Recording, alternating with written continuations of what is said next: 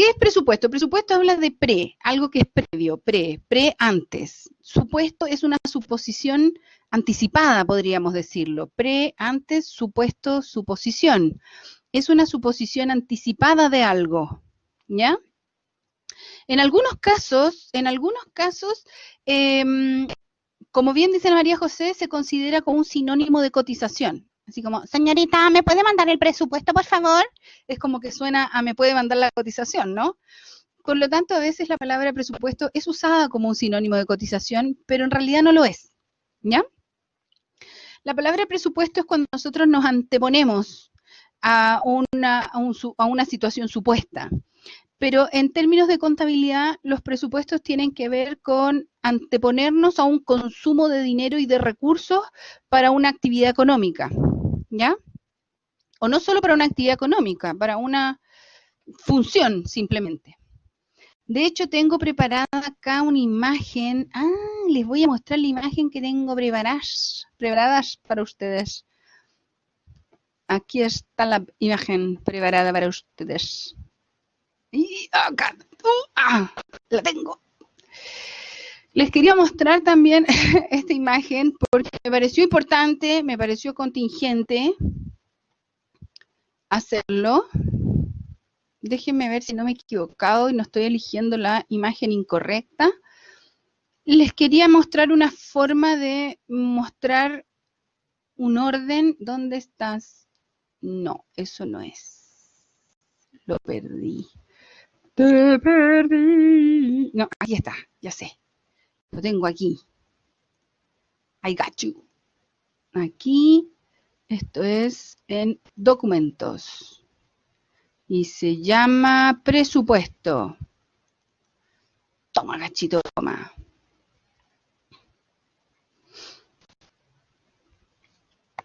Ya, por ejemplo, si yo estoy pensando en un presupuesto como el que el gobierno le gusta mostrar, nosotros podemos encontrar lo siguiente. Todavía no están viendo. Espérame.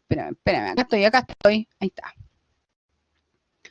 Fíjate en esto, yo sé que las letras están muy chiquititas. Aquí están. Yo sé que las letras están muy chiquititas, pero déjame ver si puedo hacer un zoom.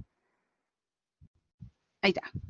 Si ustedes se fijan, los presupuestos del país tienen que ver con distintas áreas. Entonces está el área, por ejemplo, de gasto público, y en gasto público está la protección social, la educación, la salud. Parece chiste, pero es cierto. ¿Ya? Pero hay distintos tipos de ítem. Esta es una sola área. Esta es una sola área que podemos ver. Pero dentro de esta área tenemos esta que se llama protección social, y dentro de protección social tenemos distintos ítems, así como pensiones y adulto mayor, subsidios a la vivienda, familias e hijos, otros grupos vulnerables, desempleo. ¿Ya? Es decir, el presupuesto lo que hace es que te permite comprender de una manera segmentada cómo se van a utilizar los recursos o determinados recursos. No necesariamente tiene que estar ligado a un negocio, por ejemplo. No necesariamente tiene que estar ligado a un negocio. Ahora, ¿qué es lo más interesante, encuentro yo, de los presupuestos? Es que finalmente son los prestos los que nos permiten planificar, ¿ya? La planificación es una de las funciones de la administración general, ¿ya? Y, por lo tanto, la planificación a mí me permite anteponerme a distintas situaciones. Esto que están viendo ustedes aquí son las funciones de los presupuestos. Estas suposiciones, hola Karen, estas suposiciones son valiosísimas porque en el fondo nos permite entender que yo puedo tener un control financiero. Así como ustedes dijeron y señalaron recién, me parece que fue José Luis, parece que fue el que lo dijo. Déjame ver. Perdí dónde iba. Dice, José Luis dijo, plata que te dan o tienes para un proyecto. La Camila dijo, lo que se contempla para gastar. Ya. También la Danitza dijo, plata que yo cuento para hacer algún negocio. O sea, me permite entender el presupuesto, por ejemplo, cómo voy a hacer uso de las platas. Me habla de un control financiero porque yo en el fondo puedo controlar finalmente cómo me voy a financiar el próximo año. Si yo tengo claras cuáles van a ser mis necesidades en el futuro, puedo planificar mucho mejor las lucas. En esta parte de la clase, cuando yo hacía este ramo en forma presencial, yo les decía, bueno, usted ya sabe cuánto va a gastar en movilización el próximo mes, porque usted ya tiene claro cuál es la tarifa y cuántas veces se va a tener que trasladar. Por lo tanto, si usted en el futuro ya entiende cuál es su necesidad, usted puede presupuestar cuánta es la plata que necesita para saciar esa necesidad. ¿Ya? Entonces, a eso se refiere el control financiero, porque finalmente te permite entender cuánta plata tienes que usar para satisfacer esas necesidades. Ahora, los presupuestos tienen un rol preventivo y también correctivo, porque a lo mejor yo estoy planificando todo lo que yo voy a consumir el próximo año, pero resulta que el próximo año va a ocurrir igual. Y yo a lo mejor esa planificación me voy a acercar a la realidad o tal vez voy a estar lejos de la realidad. Si yo estoy pensando en cuánta plata necesito para el 2021 y voy a hacer un cálculo y voy a lograr tener un número, una cifra de lo que yo necesito, de pronto va a llegar el 2021, va a aparecer el 2021, yo voy a consumir una cantidad de plata y yo al final del 2021 voy a comparar el presupuesto que hice para el 2021 y lo que en realidad ocurrió el 2021. Y en esa comparación yo puedo ver si mi planificación estuvo cerca de la realidad o estuvo lejos de la realidad. Si estuve cerca de la realidad, lo hice perfecto. Si está lejos, lo hice como el hole, lo hice como el hoyo, lo hice mal, lo hice pésimo. O existieron algunos factores que yo no tenía previstos. Y eso hace a los presupuestos, los transforma en una herramienta muy interesante, porque yo, si bien me puedo preparar para el futuro, yo no soy adivina. O sea, yo jamás en junio del 2019 me hubiese imaginado una pandemia un año después. O sea, jamás me lo hubiese imaginado. O sea, ni siquiera viendo una película que lo diga, yo hubiera dicho, uy, si fuera verdad. No, jamás lo hubiese considerado. Por lo tanto, todos los presupuestos que se construyeron para el 2020, ninguno estaba preparado para lo que sucedió. Ni siquiera desde el levantamiento social en adelante, o sea, nadie estaba preparado para nada de eso. A pesar de que la Ángeles Lazo, la astróloga, lo había dicho, nadie pescó porque uno dice, ya, bueno, si la loca habla del horóscopo, da lo mismo. Entonces, yo creo que este control presupuestario habla de este proceso, que es descubrir qué es lo que yo estoy haciendo y lo voy a comparar finalmente con los resultados de lo que en realidad se hizo. Finalmente voy a poder verificar si logré las metas, logré los objetivos y si me equivoqué en la planificación voy a poder corregir esas diferencias y entender por qué me corregí, por qué lo calculé mal, qué es lo que tengo que hacer para que en el siguiente cálculo yo lo haga mejor. ¿Ya? ¿Hasta ahí cómo se está entendiendo o no se está entendiendo o estoy muy enredada? Por favor, dígame.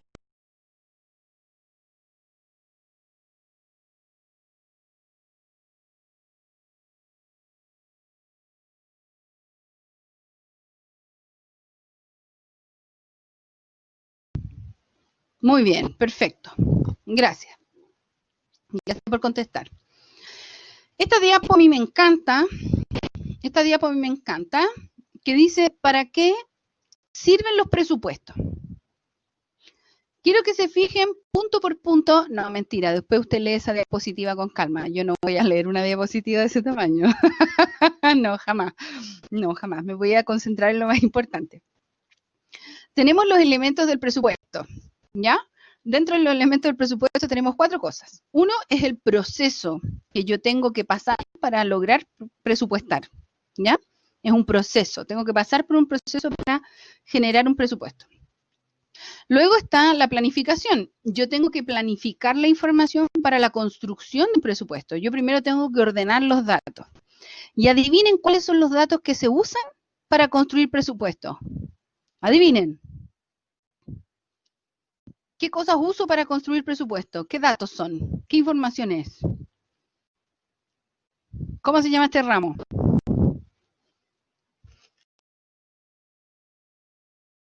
A ver, ¿quién lo dice primero para ganarse ese punto?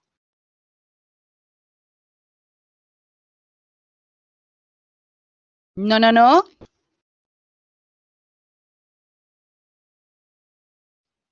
Bien, Karen Cayul. Todavía no destroza la Camila Fabres, pero está ahí, a punto. Entró la Karen sumando puntos. Exacto.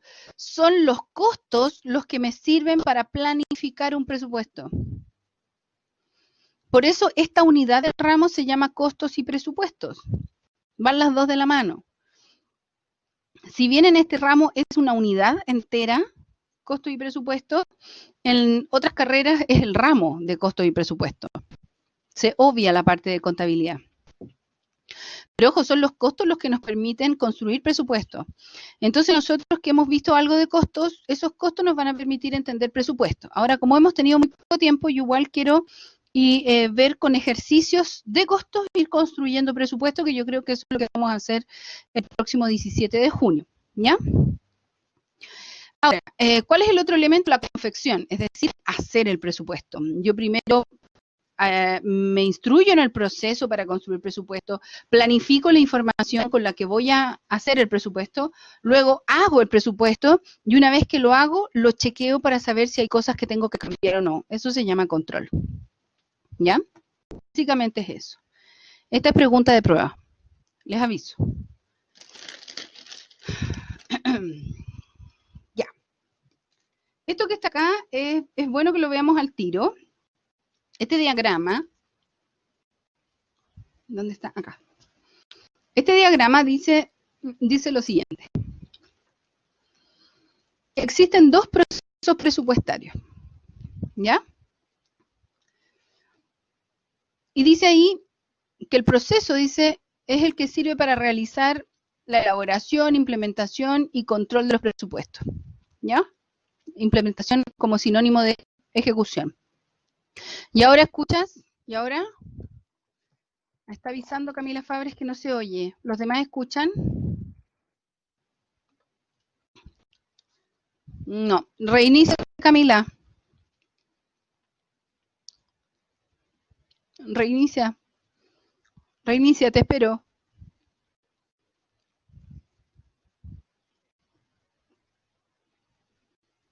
Vamos, Camila. You be strong. Reinicia, Camila Fabres. Avísame cuando tengas audio. Sí, gracias, Carlen, me di cuenta. Camila Fabres, yo hablándole si no me oye. Reinicia. Pelotuda. Gracias, Carlet. Paletea. Excelente, me alegro. Ya, démosle. Ya. Tenemos dos procesos presupuestarios. El proceso presupuestario de capital y el proceso presupuestario operacional. ¿Ya? Son dos procesos distintos. A través del proceso presupuestario de capital, yo puedo elaborar dos tipos de presupuestos. Un presupuesto de inversiones o también presupuestos financieros. Y se llaman de capital porque finalmente yo puedo presupuestar de 5 a 10 años, es decir, a largo plazo. ¿Ya? Yo voy a planificar de 5 a 10 años y generalmente en los procesos presupuestarios de capital yo voy a usar un instrumento para presupuestar que se llama flujo de caja, que es el que nosotros conocemos como uno de los estados financieros contables. ¿Se acuerdan de los estados financieros contables? ¿Alguien me puede escribir cuáles son los 3 estados financieros contables, por favor?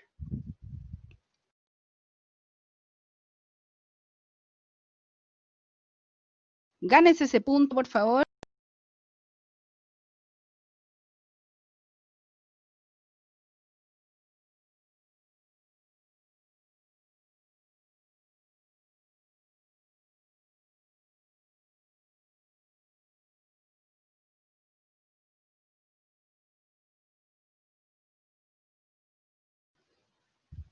Están escribiendo, yo lo sé, están escribiendo o lo están buscando en la web.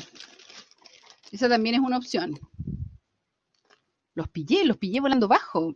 Scarlett, vamos, balance. ¿Qué más? ¿Qué más, Scarlett? ¿Te falta? Vamos empatando. ¿Cuál es el otro? Bien, Scarlett. ¿Y el último? Que lo mencioné recién.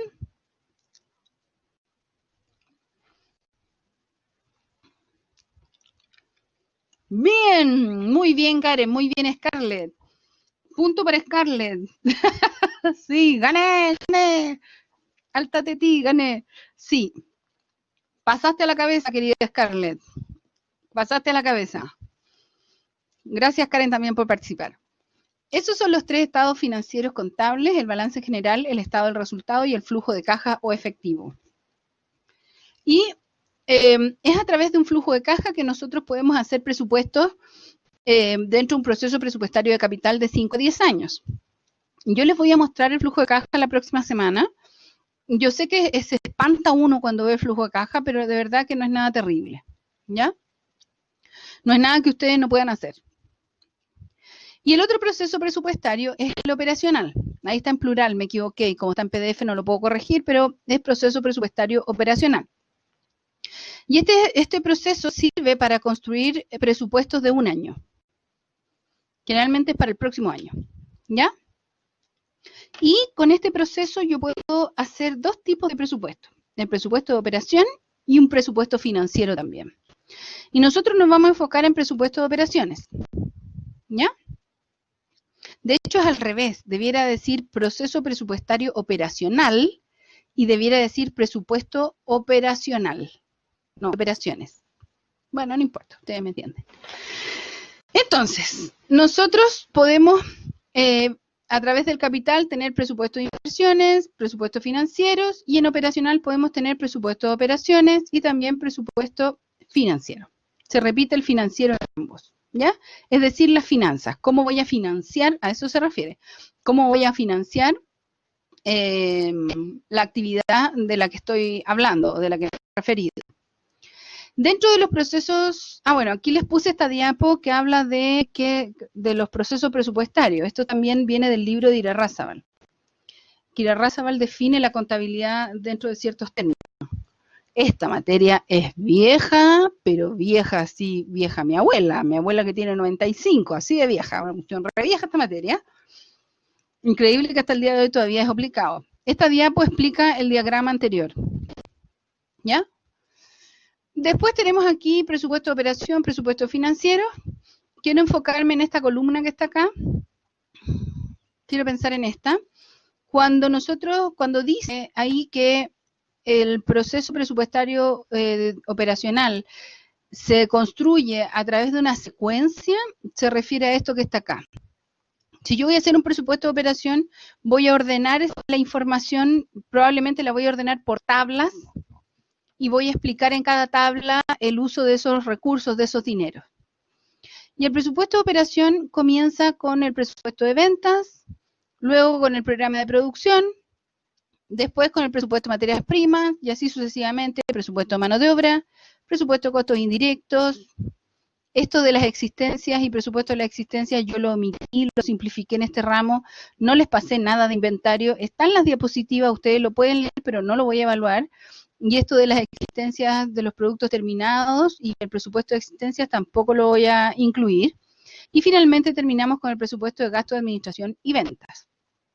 Les quiero mostrar un presupuesto, déjenme ver, lo voy a abrir. Quiero mostrarles un presupuesto porque quiero que vean de qué estoy hablando.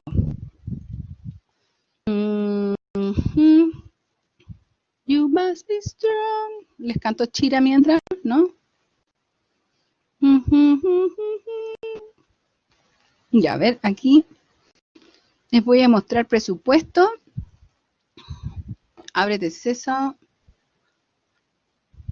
Ahí está, ejercicio presupuesto. Se está abriendo, se está abriendo. Wait a minute.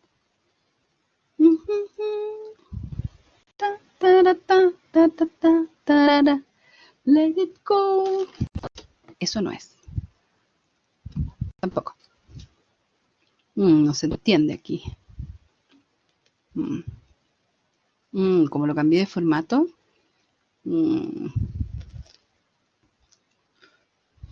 Déjenme ver. Ahí sí. Ya. Les quiero mostrar este ejercicio. No sé si se va a ver muy bien porque lo abrí con un archivo que no es Excel. ¿Lo están viendo? No, todavía no lo están viendo. Quédate encerrada, llama a tu compañero, po. Danitza, llama a tu compañero de la camioneta para que te vaya a abrir. Ahí está. No, profe, son los viejos acá que no quieren abrir el portón. Ay, no te creo. Sí, en serio, no quieren abrir el portón. ¿Y por qué no te abren de adentro la gente que le hiciste la entrega? Por eso, pues, si avisamos, pero no abren. No, que alguien llame. De aquí. Sí, sí, ahí estamos. Me voy a bajar. Ya, Dani, suerte. Ya, Suerte, profe, ojalá que gracias. abran por allá. Ojalá. Ya, hija. Ya. Esperemos que no se quede ahí todo el día la pobre Danitza. Ya, quiero que se fijen en lo que está en la pantalla. En la pantalla hay un ejercicio de presupuesto que es muy parecido a los que vamos a ver nosotros. ¿Ya?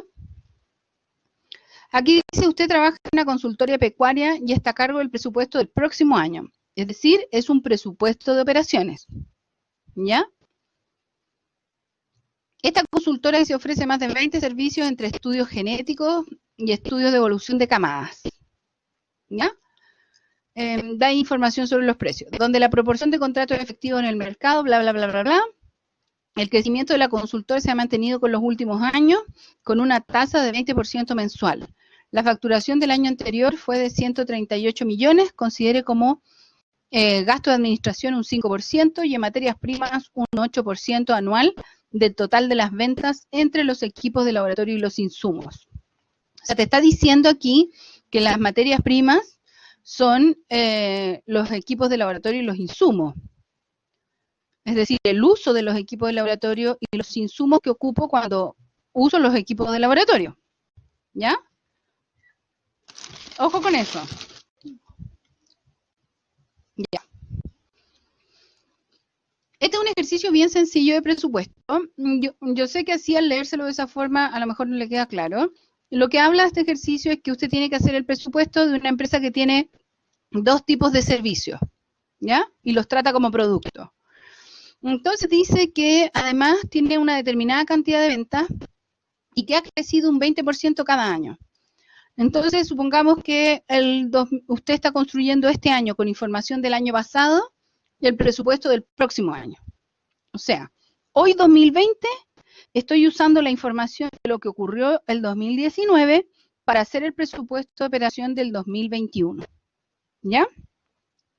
Y lo que hago es tomar la información del 2019 y dice que tengo que proyectar las ventas, un 20% de crecimiento anual, es decir, esos 138 millones los hago crecer un 20% para el 2020 y otro 20% para el 2021.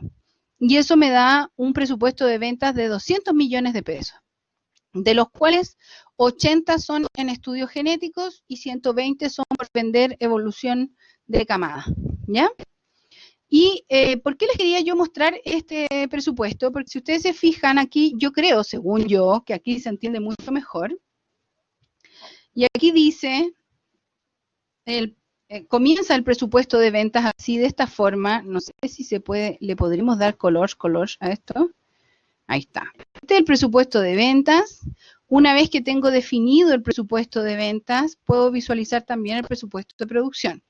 ¿Qué significa vender 80 millones de pesos en estudios genéticos? Significa que si yo cobro 5.333.000 pesos por cada estudio genético, alcanzo entonces a vender 15 estudios genéticos en el año y 25 estudios de camada, de evolución de camada en el año. Una vez que yo ya tengo claro cuánto es lo que tengo que producir, cuando yo tengo clara la producción, de ahí en adelante es mucho más fácil programar cuáles son los consumos de dinero. Aquí el ejercicio dice que el presupuesto de materias primas habla de que representa un 8% de lo que se vende. Entonces, la cantidad de dinero que yo venda, un 8% siempre va a ser materias primas. Entonces, aquí abajo están calculados los dineros en materias primas. Esa es una forma de calcularlo, pero también yo podría poner aquí las cifras correspondientes a los equipos y los insumos, pensando que aquí voy a vender 15 de estos estudios y 25 de estos estudios, ¿ya? Después viene el presupuesto de mano de obra, donde yo digo, ok, voy a tener 15 estudios, por cada estudio genético se consumen aproximadamente 505 horas de trabajo, 505 horas de trabajo, y por cada estudio de evolución de camada se consumen 481 horas de trabajo. Eso significa que en total, este va a ser mi consumo de horas en el año, y como yo pago 8.650 pesos la hora, este es mi total del costo de la mano de obra, es decir, multiplico el total de horas del año por lo que pago por hora y eso me va a dar mi precio de mano de obra. Como es un servicio, no es raro que el dinero pagado en mano de obra represente la mayoría del precio de la venta. Generalmente cuando es un servicio, lo más pesado de pagar es la mano de obra, a diferencia de cuando se trata de un producto. Y aquí se encuentra una compilación de los costos de la producción, donde aquí tengo la materia prima, la mano de obra, eso me da los costos de la producción. No hay costos indirectos señalados en este ejercicio, por lo tanto, solamente son estos dos, y ahí están los costos totales que se suman.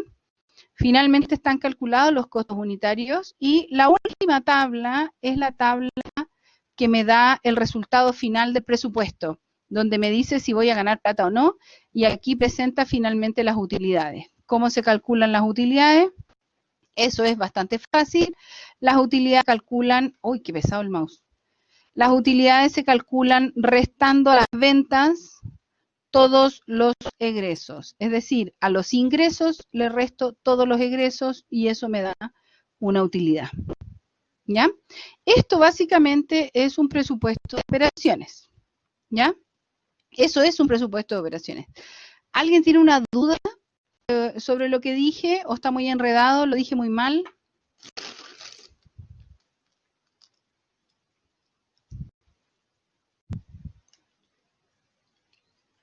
Si ustedes se fijan, son puras tablas el presupuesto. Puras tablas. Les voy a mostrar acá la composición. Ahí sí. Aquí está. Ahí sí. Por lo tanto, aquí, antes. Por lo tanto, un presupuesto de operación comienza con el presupuesto de ventas. Y aquí viene la pregunta del millón. ¿Cómo hago un presupuesto de ventas? La profe acaba de mostrar, yo acabo de mostrarles acá una tabla donde se calcula un presupuesto de venta, donde yo uso información del año pasado para proyectarla hacia el futuro. Pero en realidad el cálculo de un presupuesto de venta proviene de un pronóstico. Es decir, yo tengo que pronosticar lo que quiero vender o lo que puedo vender al año siguiente, ¿ya? Por eso dice ahí que un presupuesto de ventas es la representación de una estimación programada de las ventas en términos de plata, ¿ya? Y dice ahí que el presupuesto de ventas es el primer paso para realizar un presupuesto de operaciones, que es el que contiene toda la planificación del próximo año. Y dice ahí que si el plan de ventas no es realista y los pronósticos que yo usé para calcular el presupuesto de venta no han sido preparados en forma cuidadosa o con exactitud, eso significa que los pasos siguientes en el proceso no van a ser confiables. Básicamente lo que te está diciendo esta diapositiva es que si tú haces mal el presupuesto de ventas, lo tienes todo malo. Eso es lo que te está diciendo, ¿ya? Lo tienes malo. Entonces no te puedes equivocar en el presupuesto de venta porque entonces lo vas a tener todo malo. Ahora, ¿qué significa eso? Significa que yo tengo que entender que la mayor parte primero de los presupuestos de venta tienen que estar ordenados porque tengo que cubrir el año completo. Acuérdense que estamos hablando de un presupuesto que es anual. Y ese año completo yo lo puedo segmentar en algunos periodos. Existe algo que se conoce como productos estacionarios, ¿ya? Los productos estacionarios son productos que su venta depende de la estación, ¿ya? ¿A qué me refiero? A lo mejor, a ver, pensemos en el helado. ¿Alguno de ustedes consume helado? han consumido helado. Yo creo que no hay nadie en este mundo que no haya consumido alguna vez helado. Bien, gracias, Scarlett. También, como los paraguas, mira, yo iba a dar el ejemplo del helado, la Camila Fabres me está dando el ejemplo del paraguas. El paraguas es estacional. Yo no vendo paraguas en verano, yo vendo paraguas en la época de lluvia.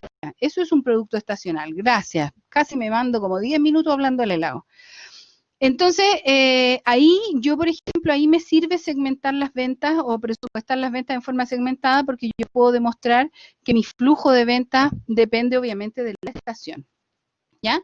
Entonces yo incluso puedo dividir el precio de venta en periodos mensuales, en periodos trimestrales o en periodos semestrales. Pero para construir un presupuesto de ventas yo necesito hacer un pronóstico de ventas. Y ese pronóstico de ventas puede provenir, por ejemplo, de esta combinación de pronosticar las ventas de no solo la misma empresa o la misma organización, sino que también pronosticar las ventas de la competencia o de todo el sector que vende lo mismo que yo.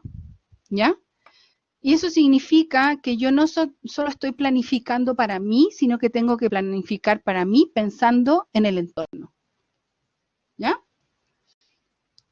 Ahora, he dicho varias veces pronóstico, pero no he explicado qué es un pronóstico. ¿Alguno de ustedes sabe qué es un pronóstico?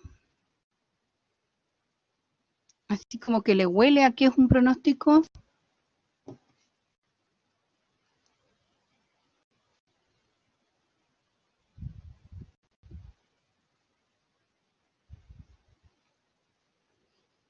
Yo sé que suena como a presupuesto, pero es pronóstico. ¿Ya? Pensemos en el tiempo, en la meteorología cuando hablamos de un pronóstico. Bien, Camila, te estás acercando. Aquí está, mira. Dice así. Un pronóstico es una declaración o una apreciación cuantificada de las futuras condiciones que rodean una situación o alguna materia en particular, que está basada, esa declaración o afirmación o apreciación está basada en uno o más supuestos explícitos. El pronóstico debe manifestar siempre los supuestos en los que se basa. Y esto es muy importante porque cuando el meteorólogo está preparando el pronóstico del tiempo de la próxima semana, el loco no sale a la ventana, se chupa el dedo así, y lo asoma y dice, va a llover. Él no elabora así el pronóstico. Él usa instrumentos, usa información fidedigna, se conecta a una red que mantiene el sistema de las presiones A, las presiones altas, las presiones bajas, y según eso, él empieza a revisar cómo está evolucionando las presiones y de ahí puede deducir si llueve o no llueve. ¿Te fijáis o no?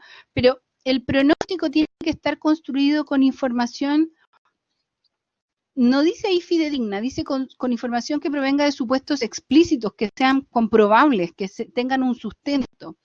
Por eso yo recién le dije a la Camila que estaba bien.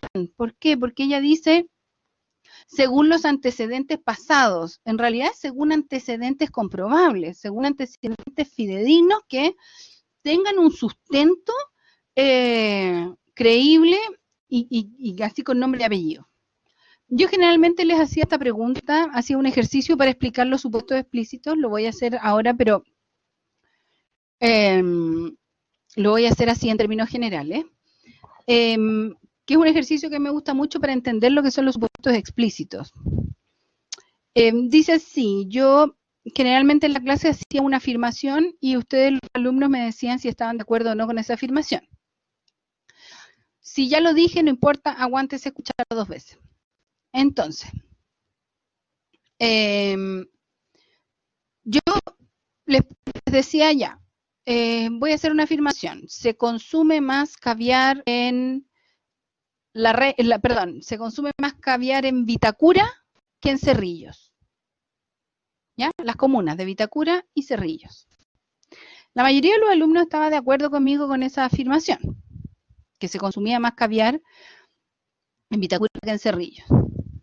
Pero después yo les hacía ciertas preguntas a los alumnos. Les decía, ya, por favor, que levanten la mano aquellos que han comido caviar. ¿Ya? Generalmente hay uno que levanta la mano porque ha comido caviar en el sushi.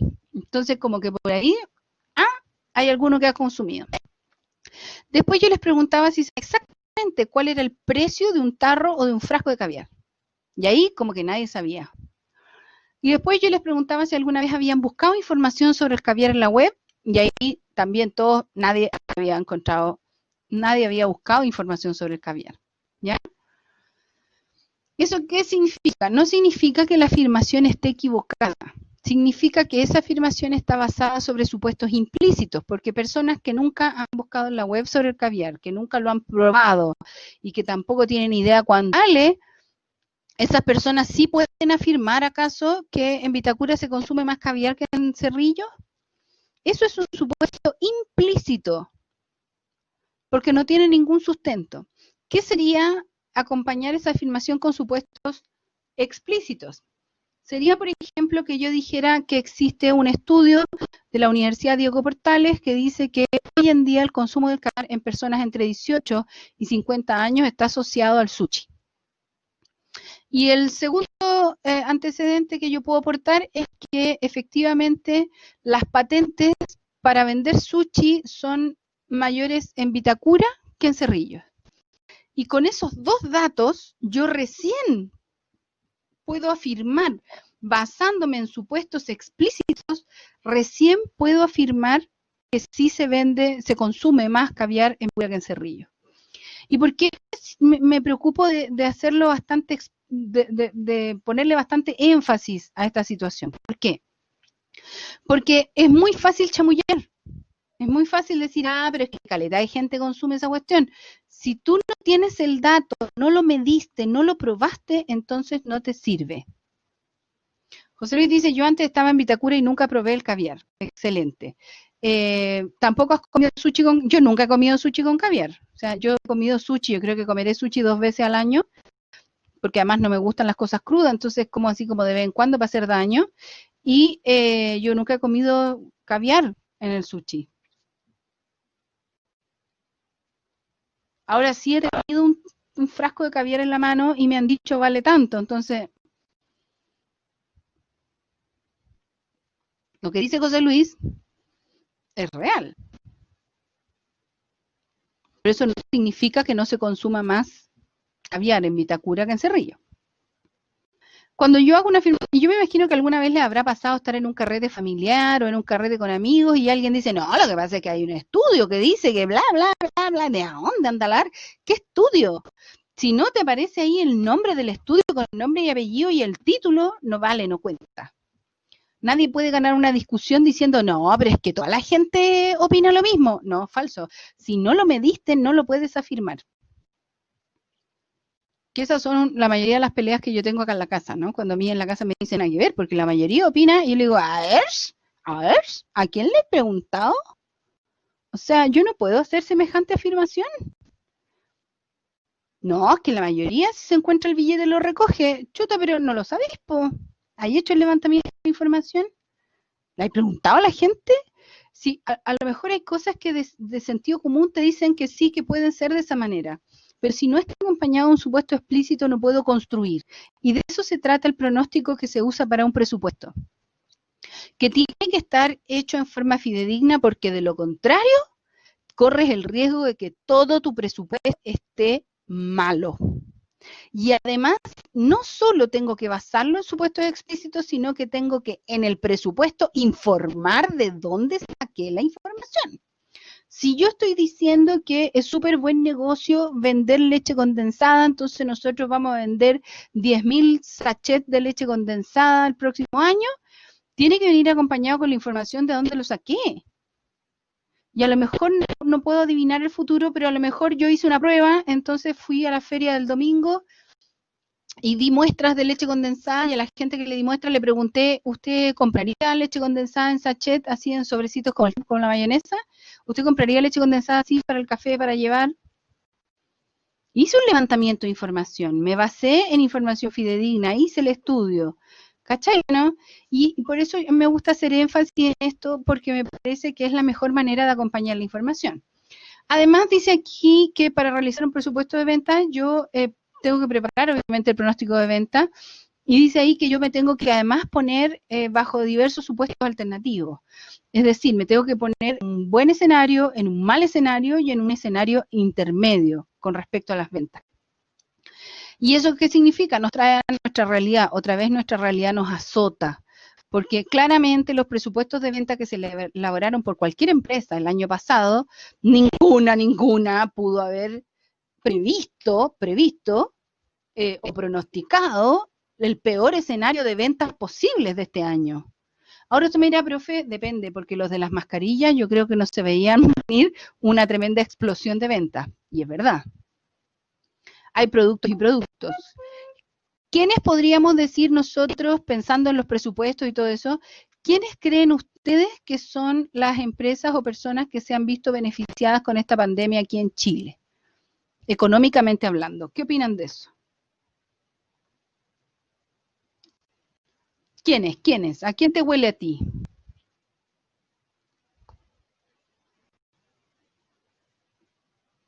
Los que venden mascarillas, eso ya está claro. ¿Quién más?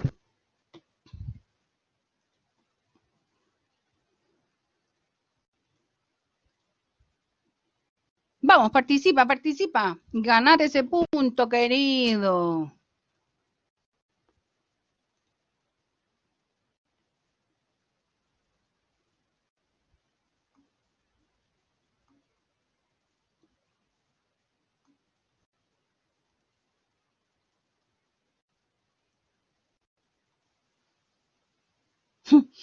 ¿Cuál era la pregunta?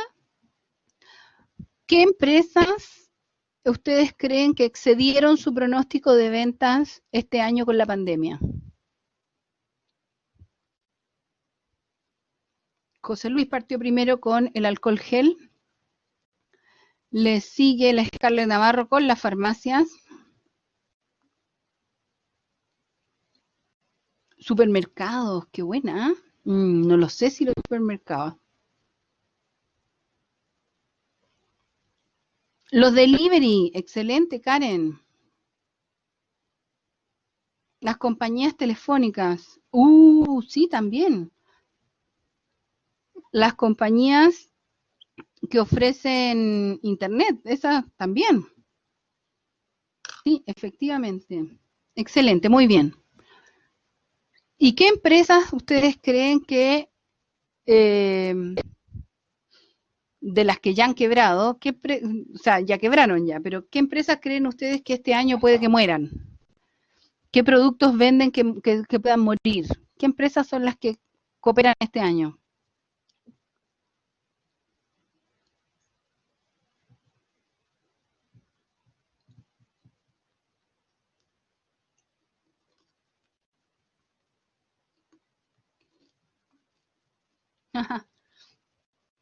Las discos, ¿qué más?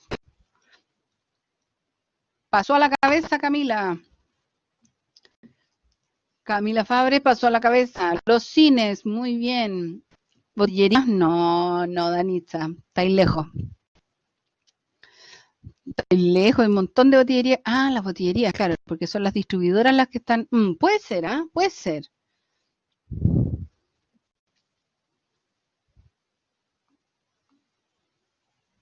Los zoológicos, claro.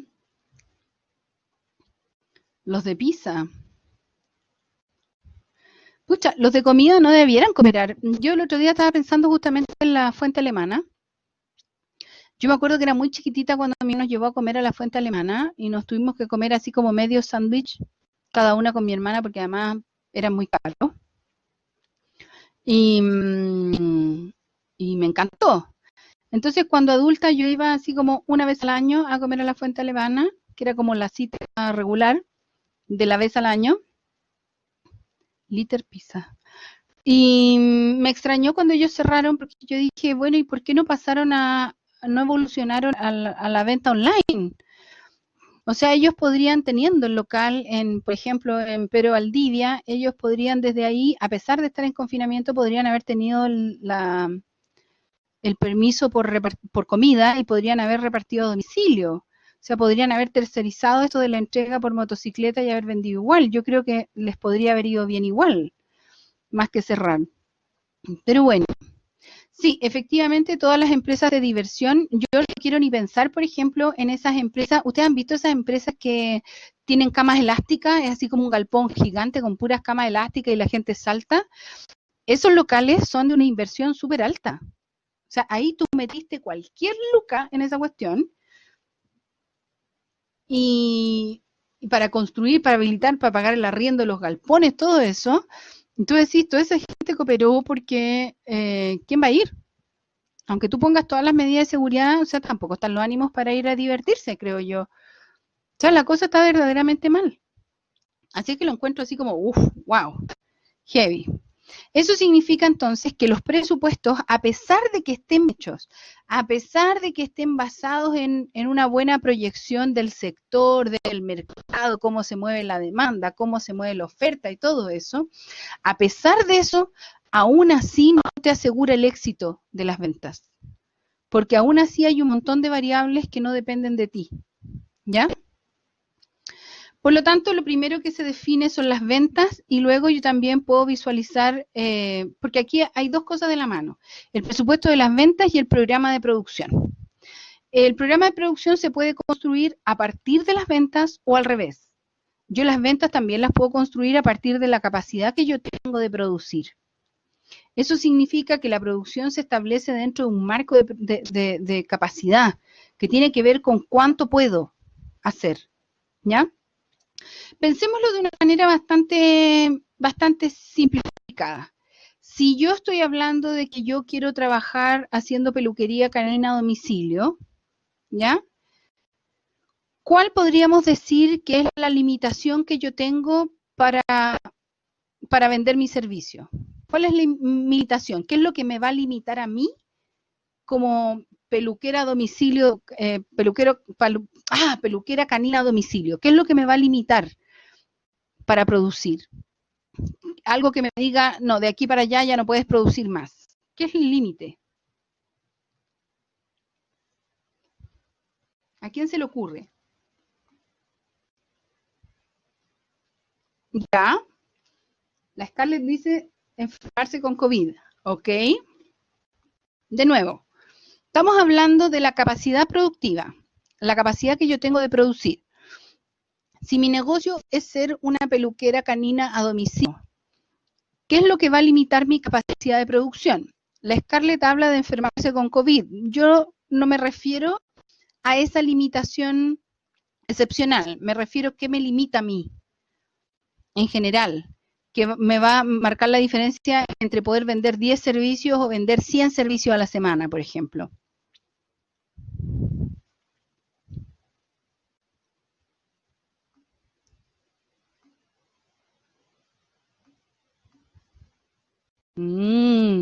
Tiempo de operaciones.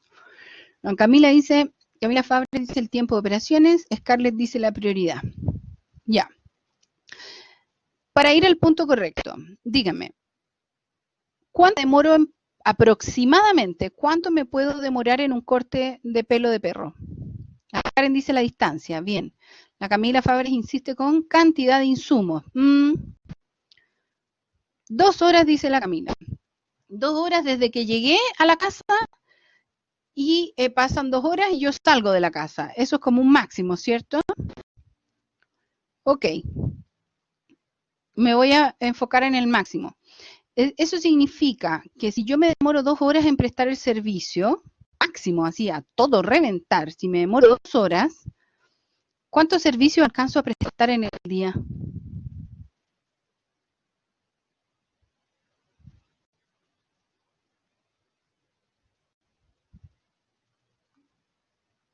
Unos 4, dice la Camila Fabres. Unos 4, ok. ¿Y por qué no puedo hacer 20 en un día?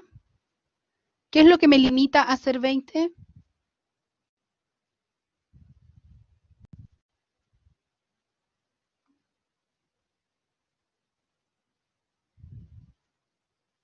¿Qué dice la diapo en color verde?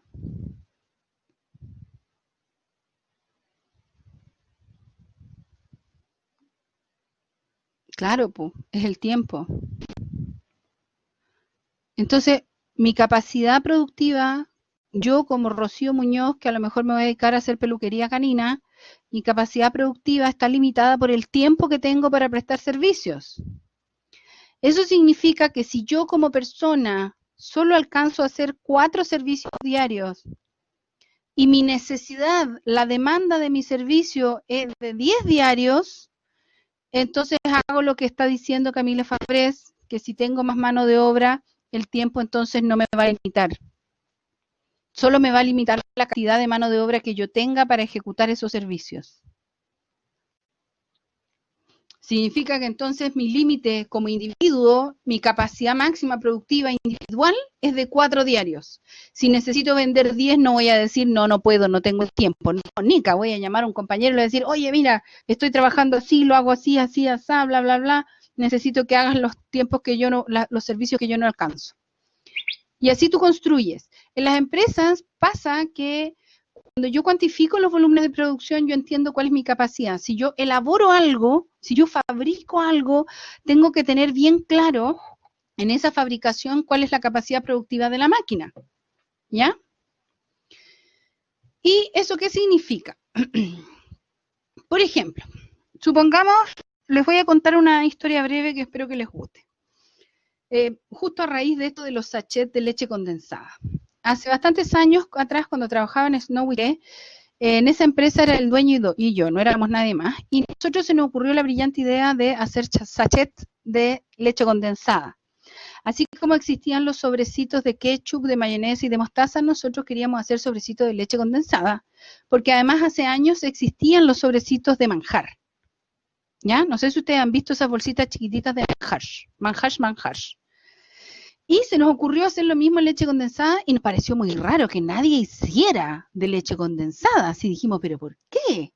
¿Por qué nadie hace de leche condensada?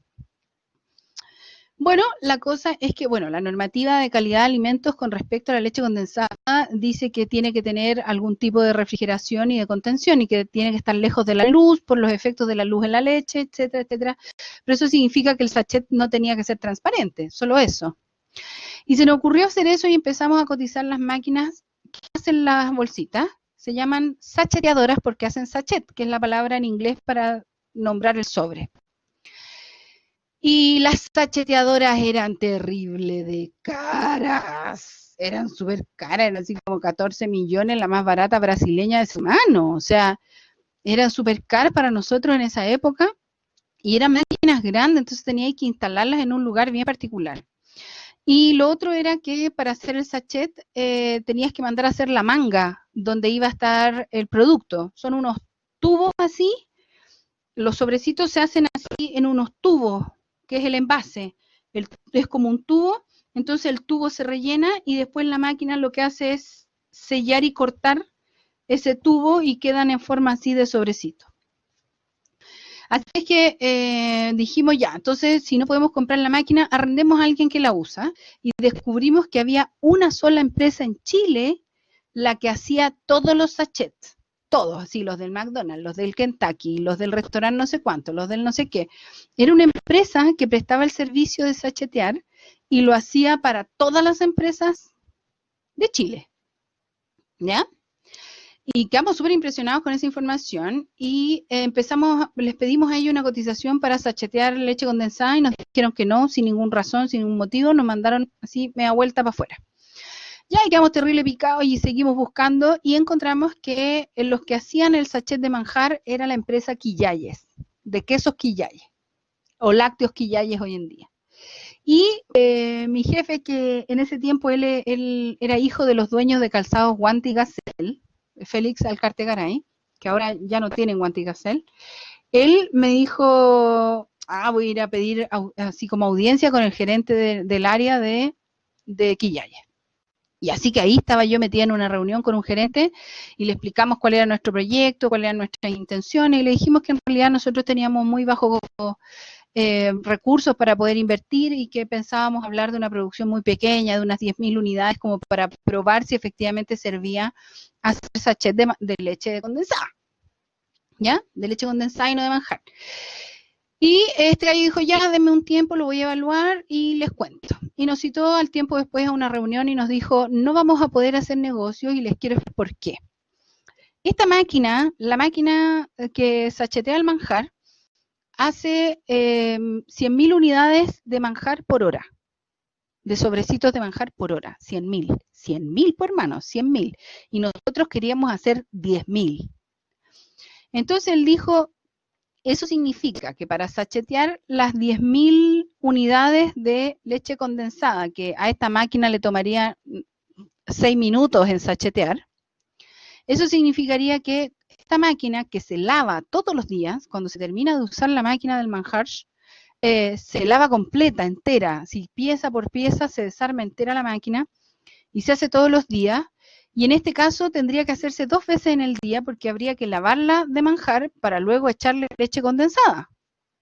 Y después lavar toda la leche condensada del sistema para dejarla lista para el día siguiente. O sea, lavarla entera para ponerle leche condensada, usarla 6 minutos y después volverla a lavar.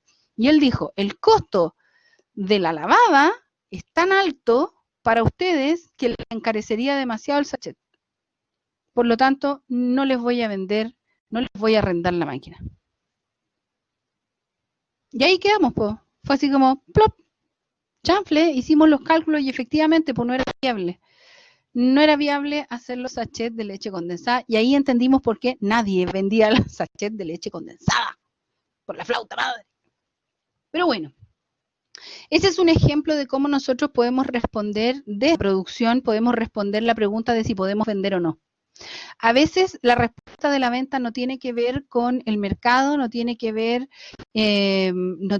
tampoco con el acceso que yo tenga a cierta tecnología, no tiene que ver con la mano de obra, sino que simplemente tiene que ver con la imposibilidad de que económicamente sea rentable hacerlo. A veces la producción también está limitada y limita obviamente la venta. Y una de las cosas que nosotros tenemos que saber es que el plan de producción además va a establecer cuáles son mis requisitos con respecto a las materias primas. Y para generar este programa de producción yo tengo que tener un plan de producción. Y como dice esta diapo, que me gusta mucho esta diapo, dice que yo primero, para elaborar mi programa de producción, yo tengo que entender cuál es mi capacidad de producción, cuál además es la disponibilidad del recurso humano, con cuánto recurso humano yo dispongo, también cuáles son los insumos y los materiales que necesito para producir y efectivamente la maquinaria y las herramientas que yo tengo que usar. ¿Ya?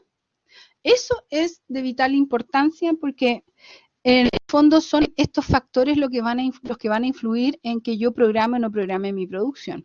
Si yo estoy pensando en mi peluquería a domicilio, yo puedo pensar que mi capacidad de producción por operación está obviamente determinada por las horas al día que tengo o las horas de producción y está limitado también por las personas que pueden ayudarme o estar conmigo en la producción demandada. Con respecto a los insumos, ahí yo uso a lo mejor algún tipo de, lo hablamos creo que una vez lo de los insumos, el alcohol, el champú, etcétera, y en la maquinaria y herramientas a usar que efectivamente yo tenga que tener la esquiladora con las cuchillas afiladas y todo eso. O a lo mejor tengo que tener más de una esquiladora en caso de que una se me queme mientras estoy prestando el servicio, ¿ya? Por lo tanto, yo desde ahí puedo tomar la producción y puedo saber y establecer qué es lo que puedo rendir.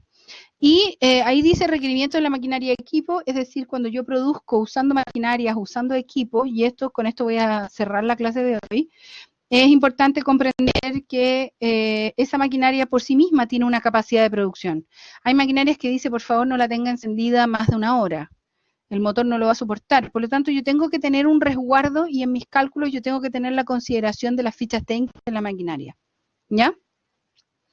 Porque además la maquinaria, yo tengo que pensar que hay alguien que la va a manipular, por lo tanto no voy a pensar estar usando 24 horas una máquina que en realidad depende de una persona que va a estar 8 horas trabajando solamente.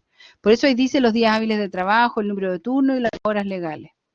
Se refiere a las personas que manipulan esas máquinas.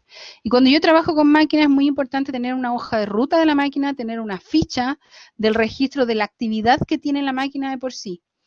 Aunque sea el negocio más pichiruchi, cortando pelo de perro a domicilio, yo tengo que tener una ficha de esa máquina y marcar a qué hora fue usada, cuánto tiempo, y tener ese registro guardado para saber cuántas horas yo la he usado. Y ese levantamiento yo lo puedo hacer virtual hoy en día o lo puedo hacer sencillamente físico, en un registro físico de puño y letra. ¿Ya? Luego, obviamente, cuando yo sé cuál es la producción, vienen todos los demás presupuestos. Aquí está la explicación de los presupuestos de materia prima, el de la mano de obra, finalmente el de los costos indirectos, que eso lo vamos a repasar en una cápsula.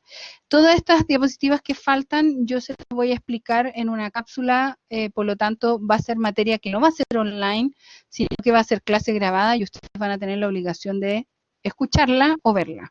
¿Ya? Desconozco si es que a ustedes les sirve más un audio o si les sirve el audio con video.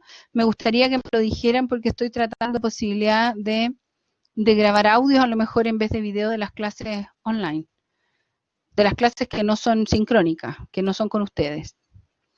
Y eso es lo que tenía que contarles hoy. Me parece que esa es la explicación más valiosa de hoy. Espero sus comentarios.